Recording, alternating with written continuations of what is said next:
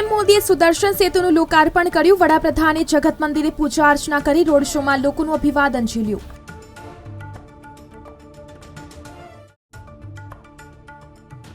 ગુજરાતના વાતાવરણમાં મોટું સંકટ, એક સાથે ઠંડી, પવન અને વરસાદની આગાહી।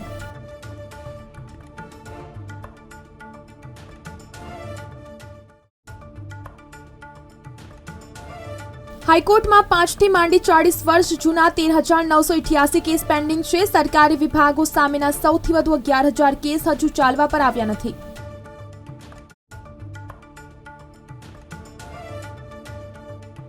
ડભોઈની ઓરસંગ નદીમાં હવે શાકભાજીની ખેતી તરફ વળતા ખેડૂતો અત્યારે શિયાળુ ઉનાળુ શાકભાજીની ખેતી પણ કરતા થયા।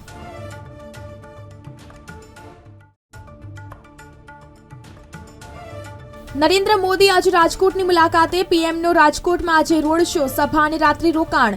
3,992 પોલીસ જવાનો, લોખંડી બંદોબસ્ત ગોઠવાયો।